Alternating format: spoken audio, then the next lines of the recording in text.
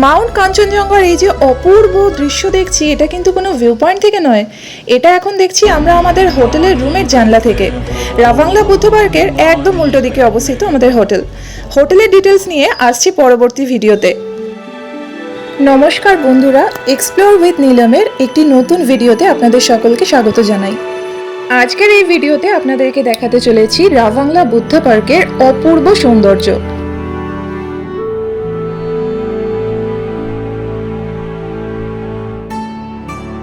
দক্ষিণ সিকিমের একটি অত্যন্ত জনপ্রিয় পর্যটন স্থল হলো রাভাংলা। প্রায় ৮,০০০ ফিট উচ্চতায় অবস্থিত এই ছোট্ট সুন্দর পাহাড়ি শহরটির অন্যতম মূল আকর্ষণ হলো এই বুদ্ধা পার্ক। আপনারা চাইলে রাভাংলাতে এসে এক রাত কাটিয়েই যেতে পারেন, ভীষণ ভালো লাগবে। আবার গ্যাংটক থেকে এখানে সাইট সিইংয়েও আসতে পারেন।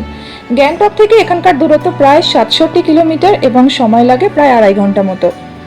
আবার পেলিং থেকে গ্যাংটক যাওয়ার পথেও আপনারা কিন্তু এই রাভাংলা বুদ্ধ পার্ক দেখে নিতে পারেন। পেলিং থেকে এখানকার দূরত্ব প্রায় ৪৫ কিলোমিটার এবং সময় লাগে প্রায় ২ ঘন্টা মতন।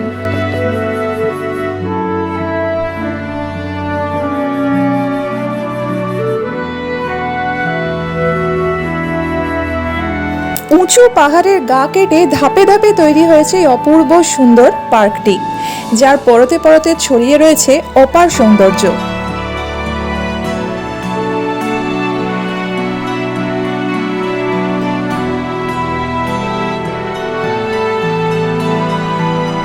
ভিডিওটি একটু স্কিপ না করে শেষ পর্যন্ত দেখার অনুরোধ রাখলাম।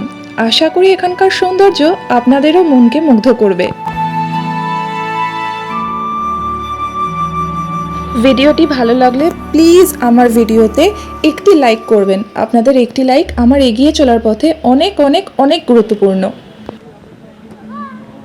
ভগবান গৌতম বুদ্ধের বিশাল বড় স্ট্যাচু ও সবুজ গাছগাছালিতে ভরা নির্মল পরিবেশ মনকে প্রশান্তিতে ভরিয়ে তোলে। এই শান্তি পাওয়ার জন্যই তো এত দূর থেকে ছুটে আসা।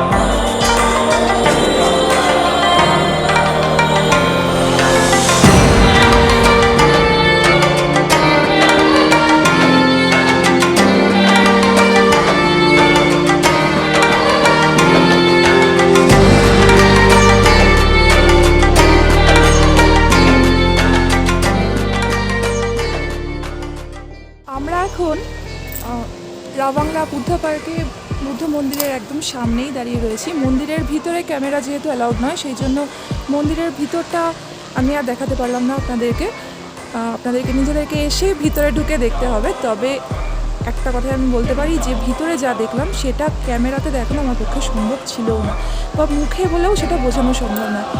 এত সুন্দর ভিতরের দৃশ্যাবলী যে আপনারা যদি এসে না দেখেন তাহলে বলতে পারি যে জীবনে একটা খুব বড় জিনিস মিস করবেন। ভগবান গৌতম বুদ্ধের সমগ্র জীবনী, একদম ওনার জন্মের আগে থেকে ওনার তিরোধান পর্যন্ত সমস্ত জীবন কাহিনী এখানে ফুটিয়ে তোলা হয়েছে। এছাড়া ভগবান গৌতম বুদ্ধের বিভিন্ন মুদ্রা, বিভিন্ন ধরনের মূর্তি এখানে প্রতিষ্ঠিত রয়েছে। ভিতরের পরিবেশ ভীষণই মানে মনকে মুগ্ধ করে তুলবে, মনকে একেবারে প্রশান্তিতে ভরিয়ে দেবে। তো আমি অবশ্যই বলবো আপনারা এখানে আসুন এবং নিজেরা গিয়েই সমস্ত জিনিসটাকে উপভোগ করুন।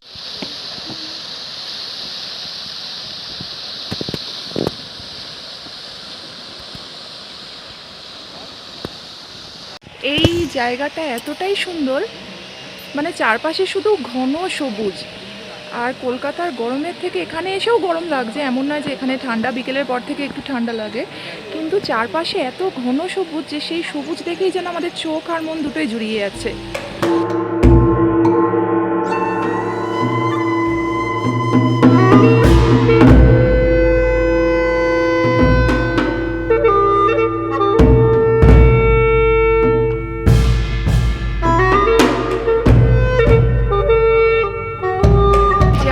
আমার ঠিক পিছনে ওই দিকটাতে দেখুন, ওইখানটাতে হচ্ছে এই বুদ্ধ পার্কের সামনে যে হোটেলগুলো, আপনারা এইখানকার হোটেলে থাকলে একদম বেস্ট ভিউ পাবেন।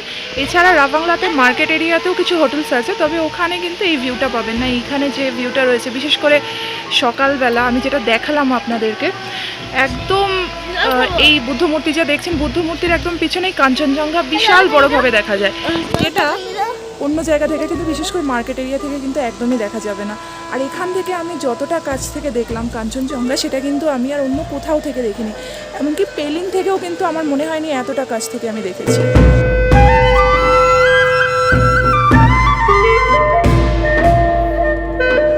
জাস্ট দেখুন পিছনটা, একটু দেখুন কীরকম সবুজ। আমার একদম পিছন দিকটা একটু দেখুন।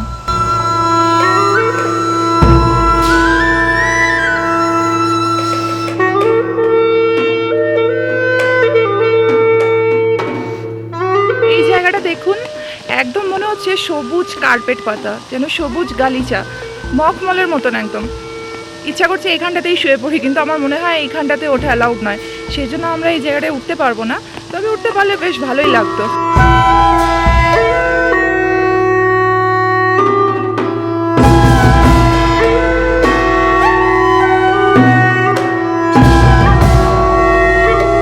পায়ে হেঁটে ঘুরতে না চাইলেও আপনারা টোটোর মতন এই ধরনের গাড়িতে করে পুরো পার্কটি ঘুরে দেখতে পারেন।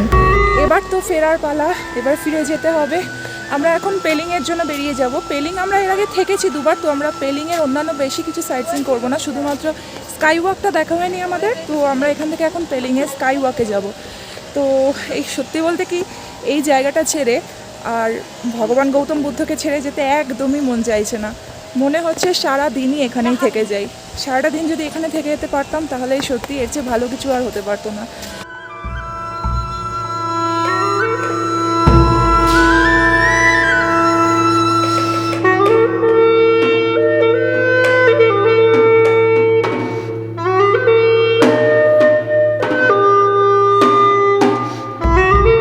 আরও একবার অনুরোধ জানাচ্ছি, ভিডিওটি যদি ভালো লেগে থাকে তাহলে প্লিজ একটি লাইক দেবেন এবং আমার চ্যানেলটিকে সাবস্ক্রাইব করবেন। সঙ্গে থাকার জন্য অনেক ধন্যবাদ।